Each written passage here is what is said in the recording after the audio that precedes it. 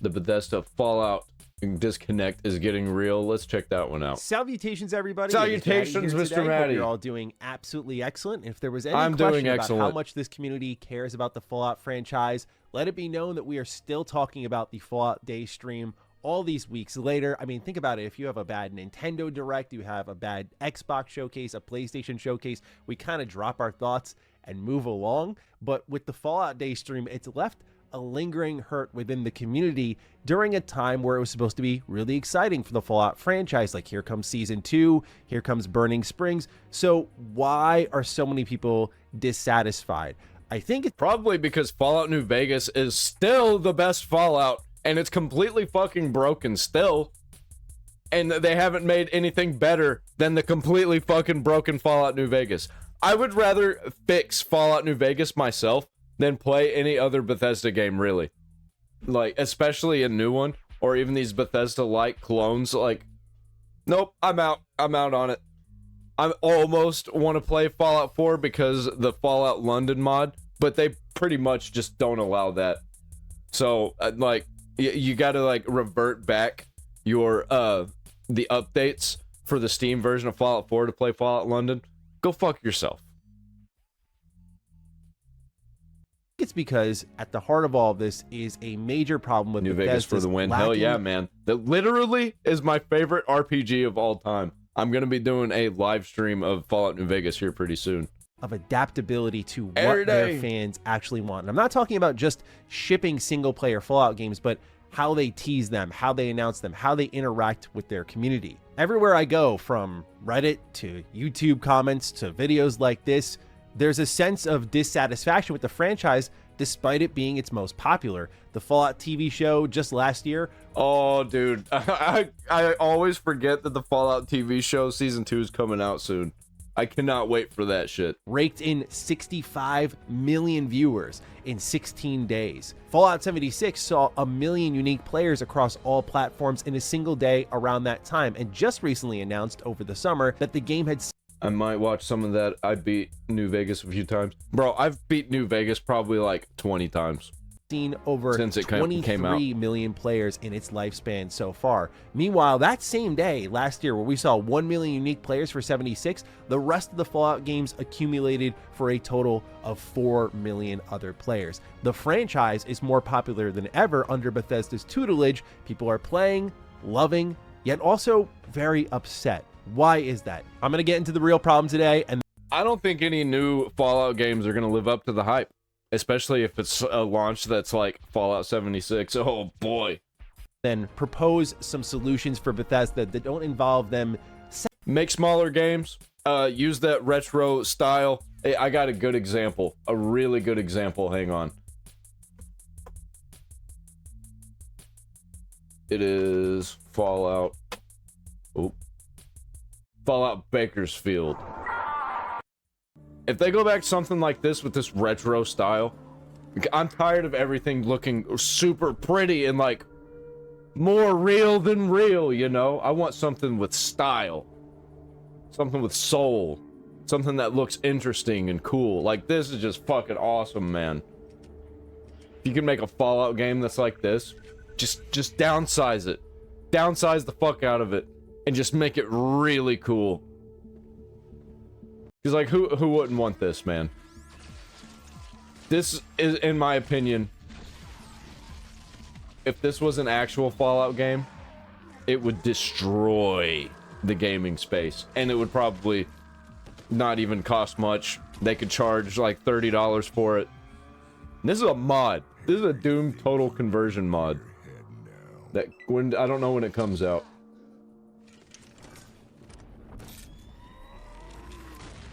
I don't know.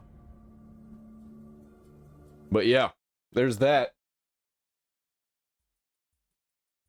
Sacrificing their way of doing things. We know they like to keep things close to the vest. They don't like to announce too early, but I think there's ways to massage that and encourage them to adapt while still being true to themselves. And what made a lot of people love how they announce and release games, because you really don't have to wait once you see the thing that you're really excited about. So let's get to the heart of the real problem here. It's Bethesda's ability to balance audiences. I mean, originally the conversation was, Corporatization and shitification, that's the problem.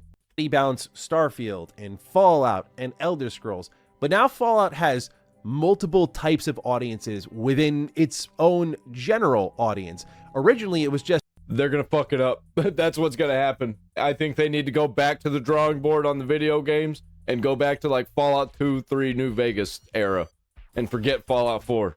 76 diehards and then the single player fans, and they would kind of go at war with one another. Like, no, you need to support 76. This does matter. While the single player fans went, I don't care about that trash. I just want to play a traditional Fallout game. And Bethesda continued to really massage the 76 part of things because, let's be honest, it was good for the bottom line, easy, recurrent content, and nothing for the single player side of things was really ready to go. But as it gets easier for regular people to get into games, and as indie games get more popular and easier to create than ever, we're going to start seeing some actual competition if these AAA game studios don't get their shit together. Now, with the success of the TV show, you have introduced another audience, and that is the TV show audience. That is no doubt the more casual fan Bethesda was targeting with this Fallout Day stream and trying to shake you down for money every 15 seconds. But now you've got three divisions looking for different things within your massive franchise that, frankly, after this showcase, just feels woefully undersupported. And I'm not trying to put Bethesda between a rock and a hard place here, because I think they put themselves there.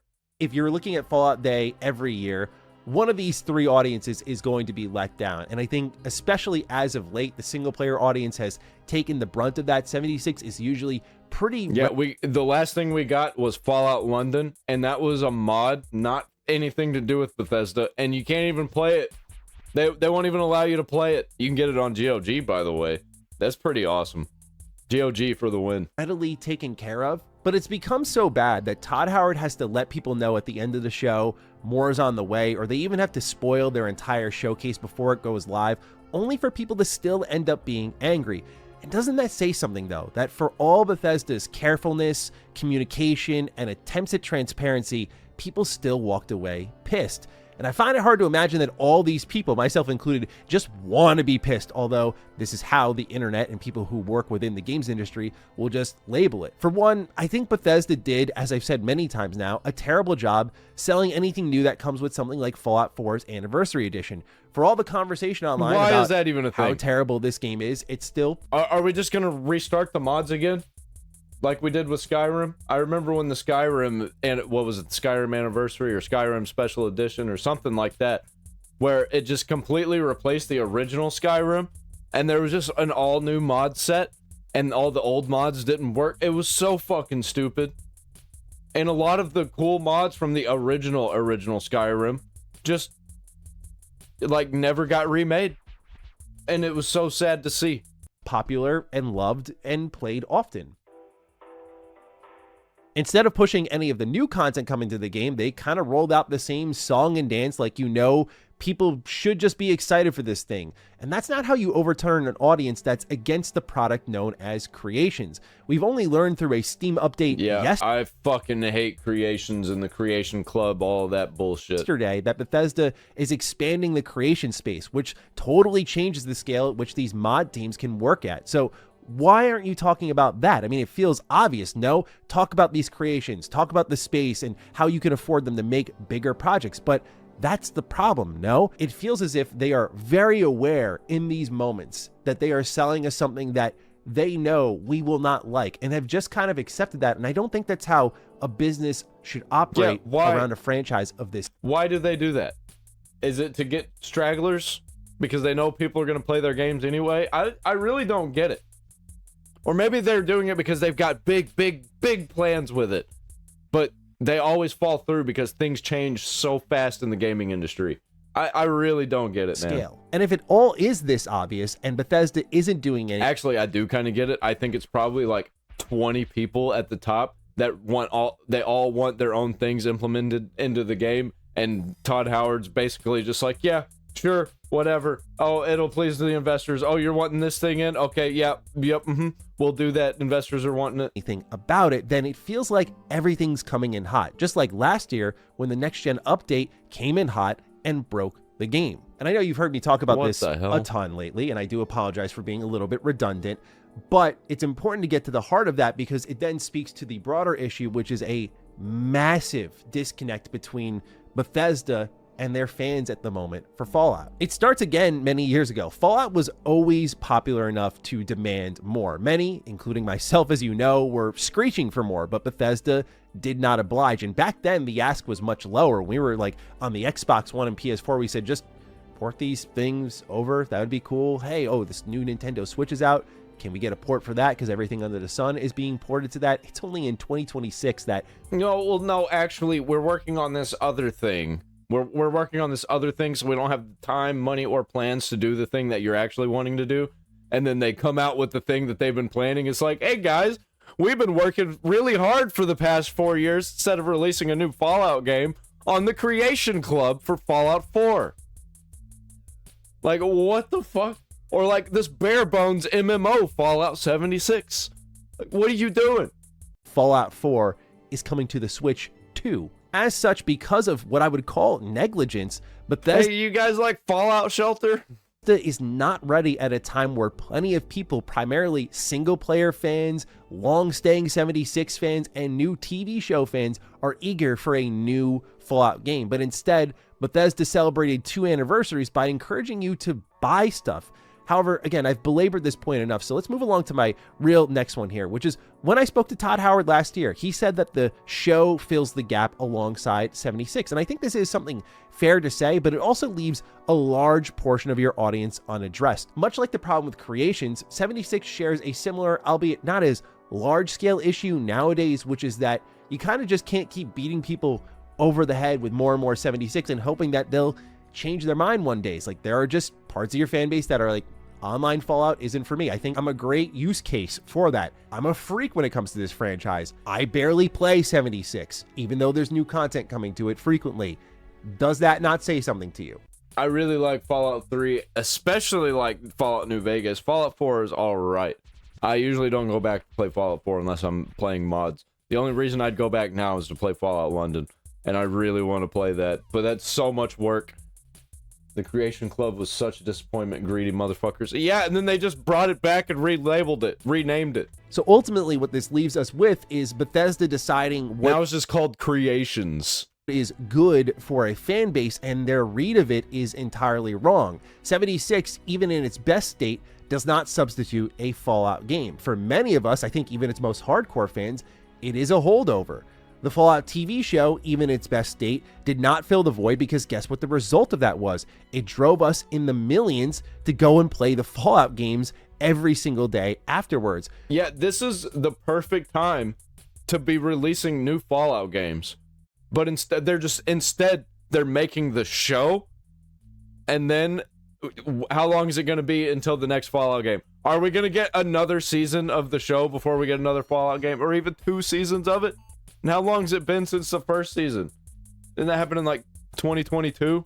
And it's almost 2026? Creations are great for Bethesda and even the modding community, but when they were once available for free, so much of the community will understandably never get over that point. So I think while it makes sense on paper why Bethesda would think all of these things fill the gap, it always drives back to what people have been asking for since like Fallout 4's DLC stopped. And I do think it becomes a little bit more salt in the wound if Fallout season... I listened to every Oxhorn Fallout video when I was backpacking. Hey man, I feel that. I watched a lot of Oxhorn videos. Season 2 pulls off what the first one did. His Fallout 2 series is just immaculate. It's just spectacular. So is the Fallout 1 series, but I really got into Fallout 2 because the lore is way deeper in Fallout 2. And it's excellent, and Amazon has managed to accomplish something that Bethesda hasn't done since 2010, where we got Fallout 3, its DLC in the following year, then 2010 arrives and it's New Vegas and its DLC following up. Fallout fans were fed. Meanwhile, you're looking at the show going in back-to-back years with new content, and you see how there has not been a new mainline game since 2015. I think it's ultimately unacceptable, as I've said before, and it really isn't something that they can fix now, but it showed a lack of proactivity from both Bethesda and Xbox since the acquisition went down. Love that guy, and I haven't played 1 or 2, so it was awesome. Yeah, I love Oxhorn. He's great. I watched a lot of his Fallout 4 videos. That's actually when I discovered him, was Fallout 4. In 2021, there were a number of times Bethesda had every reason in the world to jump on a new Fallout game. And it's at the point now where people no longer care if it comes from Bethesda. Hey, I know that Bakersfield. invites in a lot of like, I never cared in the first place, but you get my point. Like, yeah, I do not give a shit if it comes from Bethesda. I will play Fallout themed stuff elsewhere. I don't give a shit. Or I'll play the competitors. I'll probably play the Outer Worlds too, even though it's kind of a woke slop. But I'll end up playing that whenever there's a lot of mods and I can change the color filters and things and make the characters look better. people would take literally anyone at this point in time. So that's a very long setup. What does Bethesda have to do now? They have to change. Todd Howard has often touted that missing something is really important to a game. Like, it's important just to spend that time away from it and miss it. And that no doubt has an impact on sales alongside hype, which may override some of the issues people have in the launch window. But I no longer believe this is really the case, as the entire entertainment industry is just seeing an influx of content on a level we've never seen before. If you don't have what someone is looking for, there's just so many options on standby. And it's given rise to competitors that were often buried by the big dogs. There was a day and age where BioWare was a top dog in the RPG market, but nowadays you look at the new Expanse, Osiris Reborn, and you look at something like Exodus. These are two massive RPGs, funny enough, some of them having former BioWare talent, or in the case of the Expanse, directly referencing Mass Effect, and they've gained a ton of coverage online because they are filling the void. Yeah, man, I really want something like Mass Effect. Mass Effect 1 and 2, and even 3. Mass Effect 2 is one of my favorite games of all time. And I don't play Mass Effect 2 without playing Mass Effect 1 first. I don't think that I've actually beat Mass Effect 3 since it came out, though. But I beat Mass Effect 1 and 2 here recently. All Bethesda has to have happen to them is someone to step in and say, we're making a Fallout-like game, post-apocalyptic, wandering-focused experience, role-playing game, hardcore choice and consequence. And that'll just fill the void, and Fallout fans will go over there. That's why so many people had interest in Atomfall earlier this year. It just scratches that. Yeah, we don't want Fallout 5.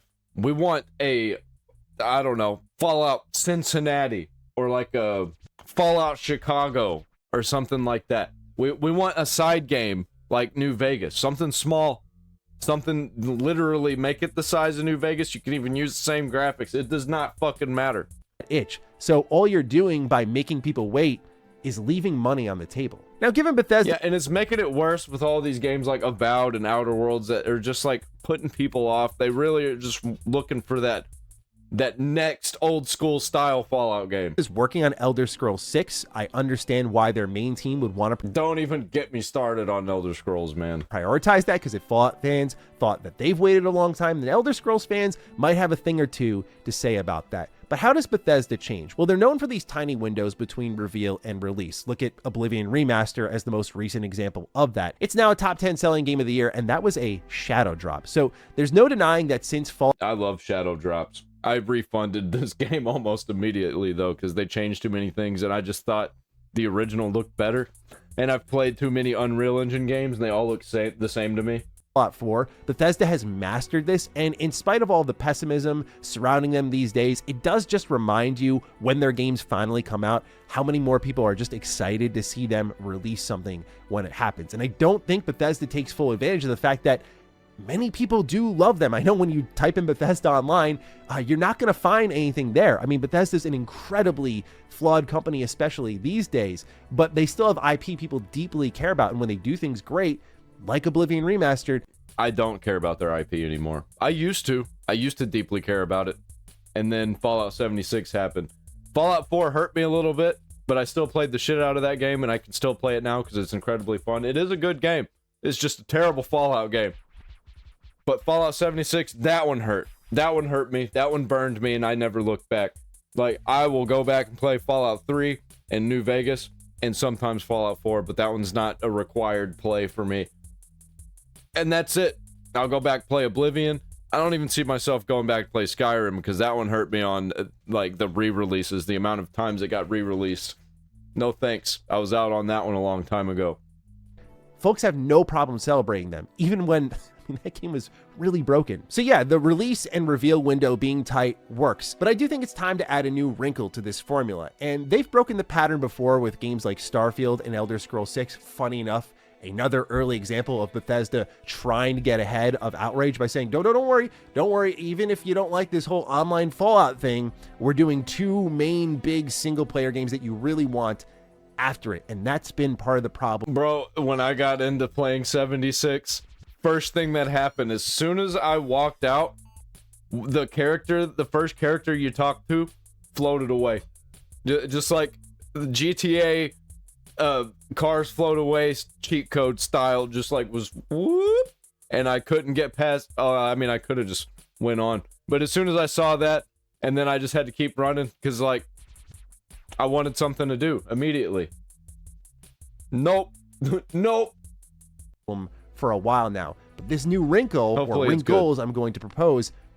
I'm gonna continue on because over here on the left it says that it's paused, and on the right it says it's good. So I don't know, man. But I'm gonna continue on because I'm recording this, so it doesn't really matter. Are Stream really good? simple Okay. solutions. I'll start with one I don't know I've why talked it's about doing before, that. and that's the ARG. All Bethesda has to do is during this Fallout Day stream, promote a website throughout it, or put a little Morse code on screen. Let's get a Fallout 2.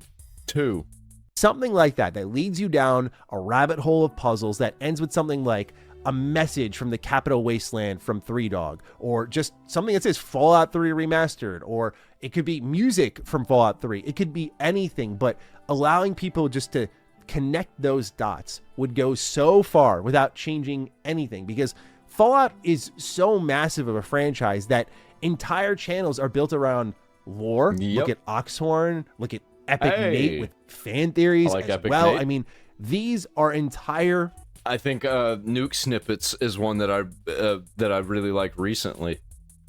brands, businesses, whatever you want to call them, built off a franchise that has not seen something totally brand new in its mainline franchise since 2015.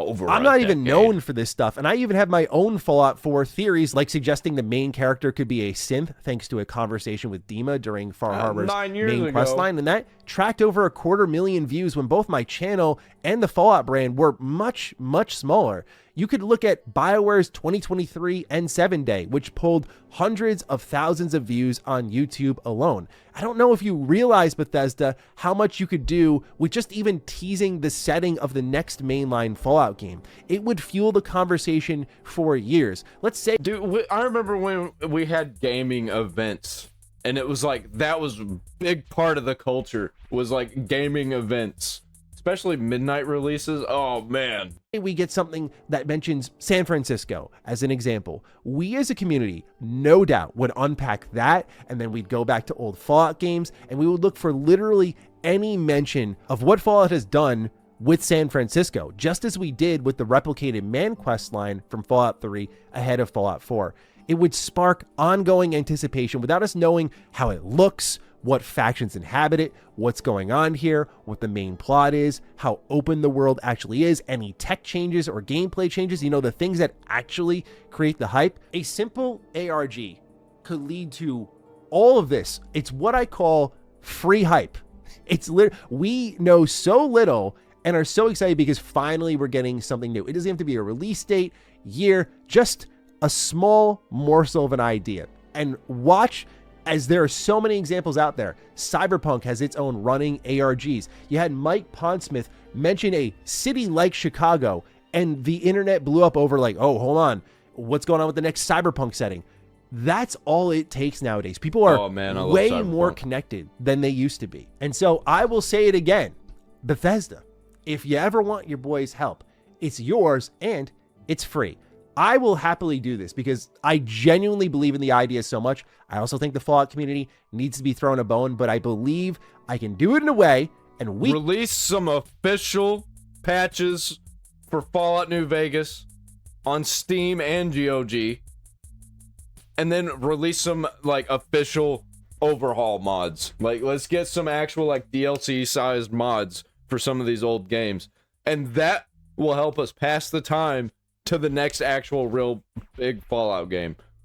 I don't think they're competent enough to do that, but that is an easy way to do this, man. can do it in a way that does it without disrupting what Bethesda likes to do as a company. Because hear me out, look at it this way, right? we're talking about Fallout 3 Remaster pretty regularly here, right? This kind of goes back to what I said earlier about Bethesda deciding what's good for the community.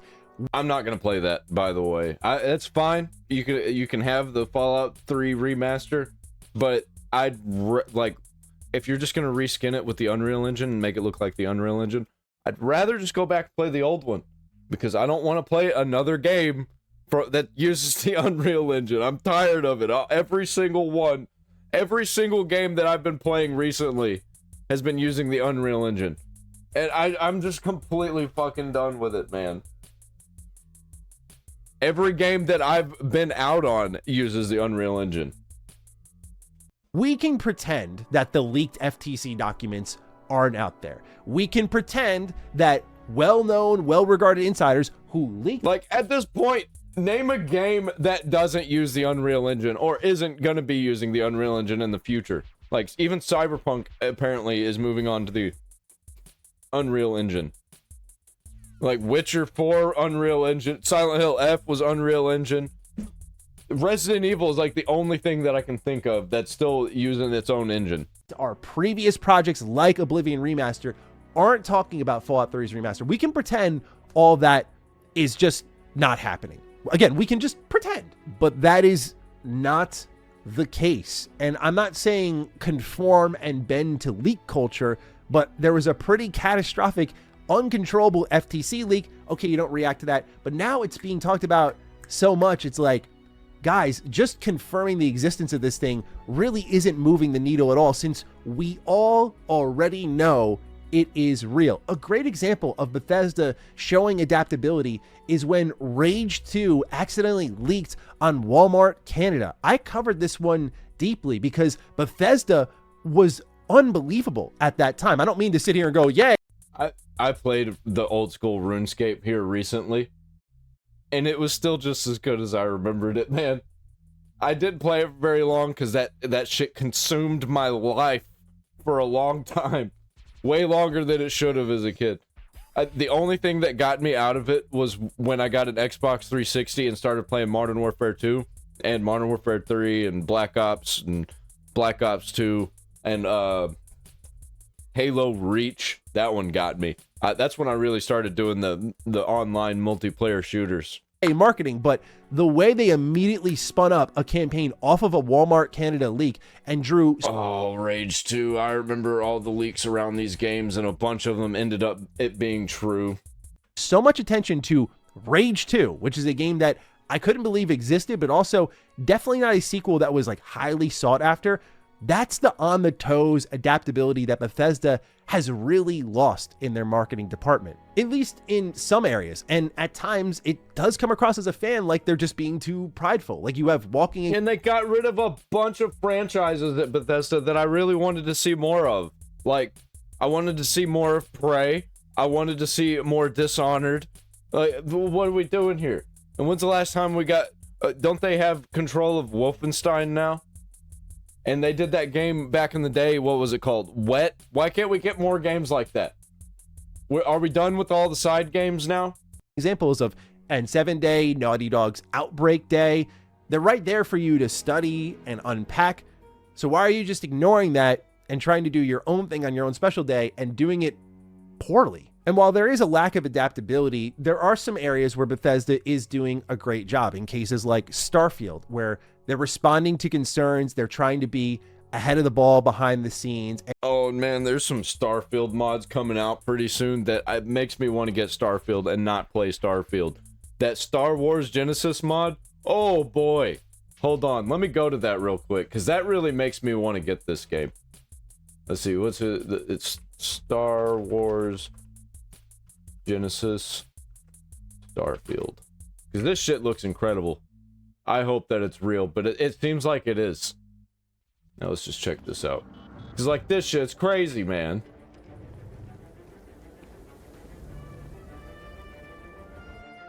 Do raw gameplay. Like they reworked everything in Starfield to make it look better, run better, feel better. Added in a bunch of new mechanics. Like, this looks so cool, man. They're getting embarrassed by their own mods. Like, they could be doing this.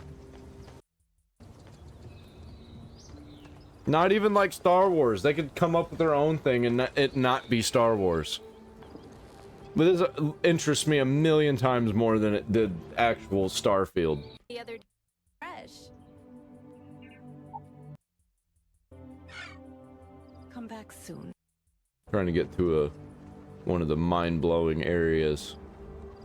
Oh, here we go. Like, even this looks cooler.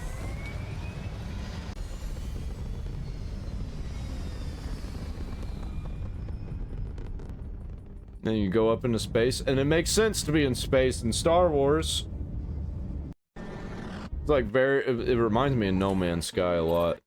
Which is a big problem, because No Man's Sky is a better game than Starfield.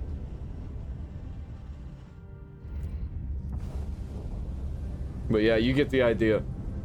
It's crazy. And really, like, listening, paying attention, reacting, the sort of things that I want to see change. And I think if you can do that with Fallout, you'll be in a much better place because you stand to gain a lot more there. Starfield's uphill climb, I do not envy, because it's, in a lot of ways, feeling as steep as 76. So there's proposal number one. Proposal number two. People aren't going to like this idea. It's definitely out of the tree. Modders should make a modders guild. If they made a successful mod, they can join, then make their own game. I believe that is actually happening. I believe that is actually how a lot of these games come out, like Atomfall. Trio of ideas I have here. The one I'm least in love with, but playtest the game with your community early. I mean, at this point, Bethesda games are never done. You know, we're still talking about Fallout 4 10 years later. We're talking about Fallout 3 like it came out yesterday. And that's just not my community only, but like plenty of places on the internet. These games are incredibly relevant and Bethesda just actively supports them. And I'm not saying go live service, but why not just lean into this element that you're trying to hide as part of your studio's DNA? You like to regularly release things. You're constantly doing this. You've done it with Skyrim, and that came out in 2011. Like, you're always tinkering and adding things. Yeah, it's like there's so many ways they can go, and they're completely missing on everything. Like, it feels like they're not even doing anything right now.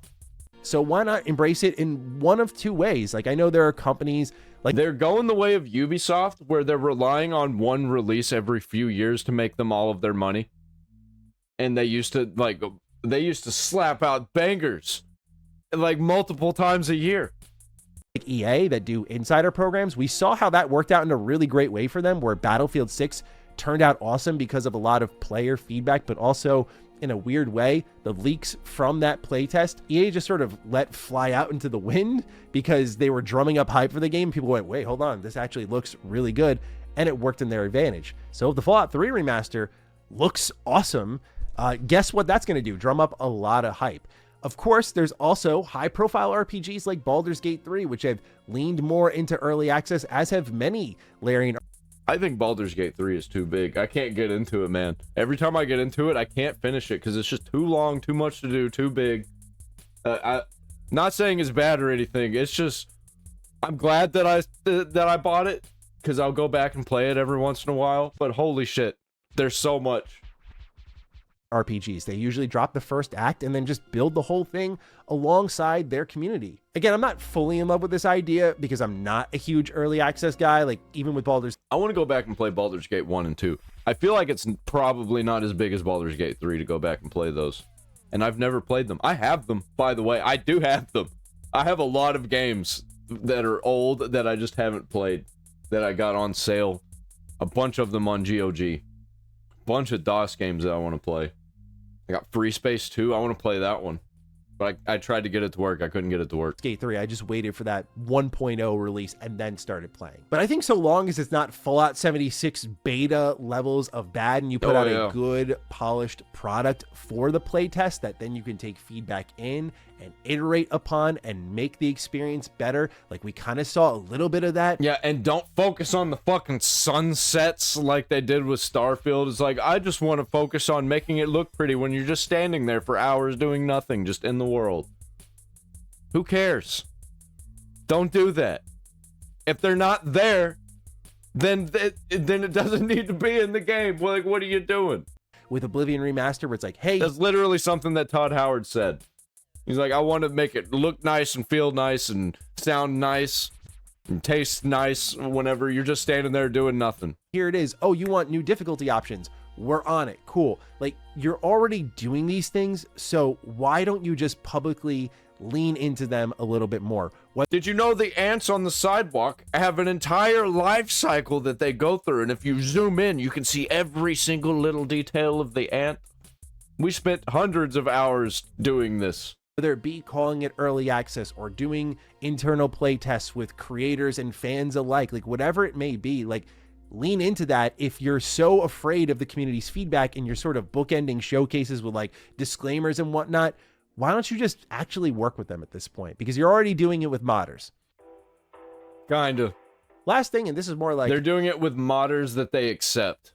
a marketing philosophy, but like, bro, capitalize on your opportunities. What are we doing here, baby? I mean, I just mentioned this a few videos ago. Like, I got to go hands-on with Burning Springs, and I remember when they sent me the hands-on appointment, it was in September, and I was like, interesting. Maybe they have something else planned for Fallout Day in October, because that's just like a month away. I don't think that's really sneaking up on us, but the videos go live in September. They do well. People are actually interested and excited and think, hey, Burning Springs looks pretty good. But can you imagine if Bethesda said, hey, I got a great idea. Hold all of these previews until after the Fallout Day stream ends. Like, hey, the embargo lifts on 2 p.m. Eastern Time, October 23rd. And during that same day, you launched the PTS for 76 Burning Springs. The one positive thing about the Fallout Day stream was it was literally Fallout 76, which I can't believe I'm saying, but it was that. It was the one good part about it. And what you could have done is extracted over 6,000 items. Like, are you shitting me, man? They're doing this. They're doing that instead of making a new Fallout. Okay. Maximum value out of that and been like, okay, let's make this the real home run swing that people are talking about. And this is me putting on like the worst part about Fallout 4 is what they're focusing on. My suit and my tie and getting a little more corporate here, but like, why does this area look like a map from Modern Warfare 3? It's a little devious to say, but like, yeah, this is how marketing works. You distract people from your problems. Like, oh, we're trying to sell them a lot of shit. They're not going to like that. But imagine if we have all of this stuff happening with 76 and Burning Springs and players are actually able to play something new that's not at this point in the stream, in this timeline, a month old. It just seems so obvious that the only thing I can theorize is that the PTS had to go live in September so they could collect the feedback, bug test, stomp things out, and get it polished for launch in December. That's the only reason I can think about why they didn't do it. So yeah, you can't rush the games at this point. I mean, that ship has unfortunately sailed, and it's something we're going to talk about. Yeah, you can't rush the games, especially if the games take over a decade to make. Like, come on, guys.